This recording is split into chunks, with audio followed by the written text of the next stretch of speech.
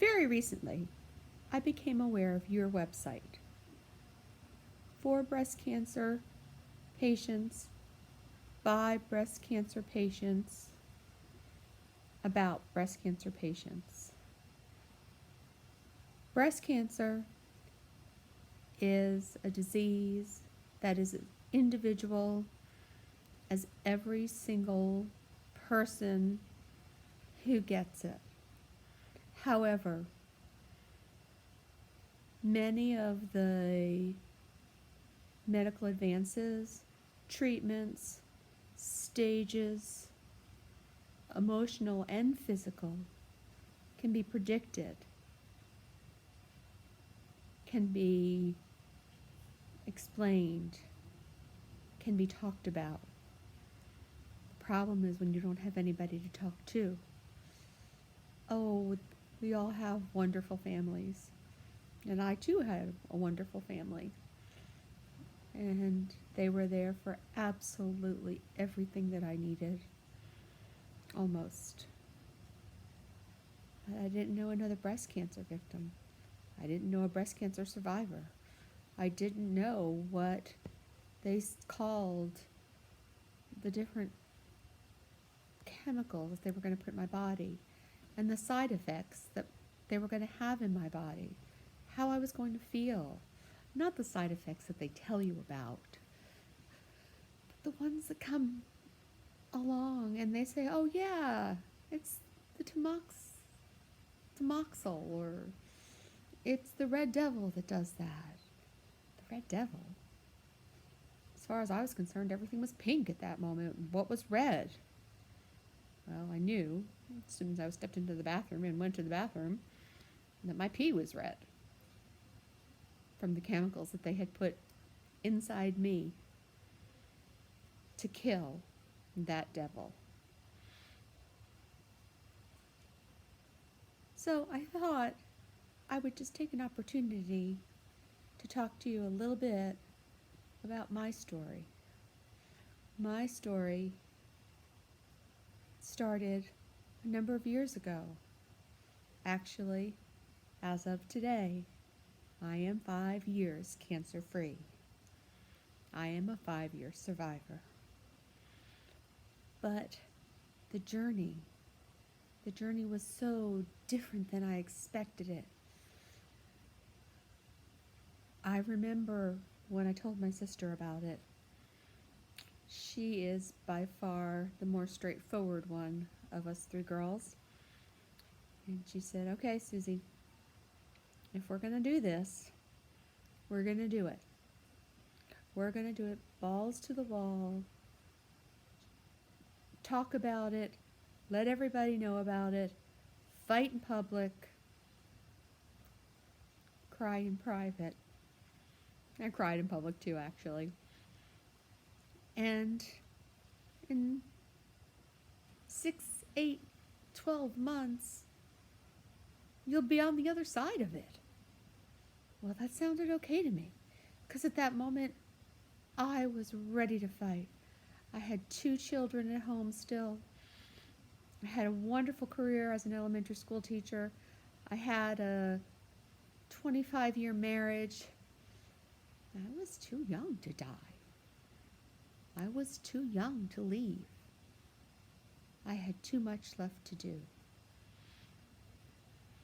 So it sounded wonderful. And we fought like hell. What a team. But when the lights were off and the world was quiet, it really wasn't a team. It was just me. Just me by myself, wondering how disfigured I would be, wondering how long these side effects would last, wondering if I would get lymphedema. Would I have to wear one of those sleeves? What did that mean to me medically? What was neuropathy? Peripheral neuropathy? I'd never heard of it before. What was it? And what was it going to do to me? How was I going to handle it? I felt like I needed to handle it like I had handled the whole disease so far. Straightforward, balls to the wall, out in public. But there's sometimes you don't want to be in public. And there's some times that you just can't be. What I didn't know is that it was okay. I didn't know it was okay to feel that way. I thought if I wasn't fighting, then I was dying. And if I was dying, then I was giving up. And if I was giving up, then I was cheating everyone and letting them all down, letting everyone down. My husband, my children, my mother, my sisters, my students, the parents in my class, my friends. And you notice the person I didn't say was me. So what I want to present to you on this 5-year anniversary is that breast cancer diagnosis is a huge thing. Operation, treatment, huge things. But there is no right way or wrong way to go through it. There's just your way. And your way might be sharing all the time or sharing none of the time.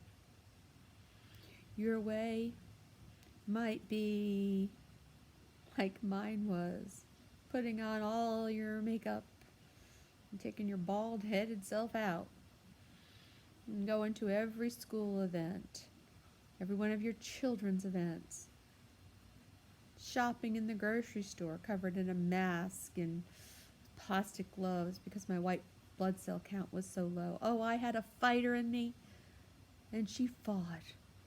She fought and fought and fought for a couple of years. And then finally, the demons got me. I was so tired, so broken, and so disappointed in myself. Disappointed because I was going to let everybody else down. Because even though the cancer was gone and the treatments were over, the side effects were still there, and the emotional baggage couldn't have been carried in a 747. It's different now. I faced those demons.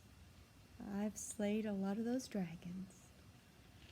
And sometimes at night, a monster does creep out of the closet. But I've learned to develop an arsenal of tools with which to fight that demon, slay those dragons, and live each day. And that's what I want to help you to do. My name is Suzanne Bennett. I was diagnosed with breast cancer on October 31st, 2013. I had an operation a few weeks later, a lumpectomy, and I began treatment on January 8th, 2014. 2018 is almost over. In less than 2 months, less than a month and a half, it'll be 2019.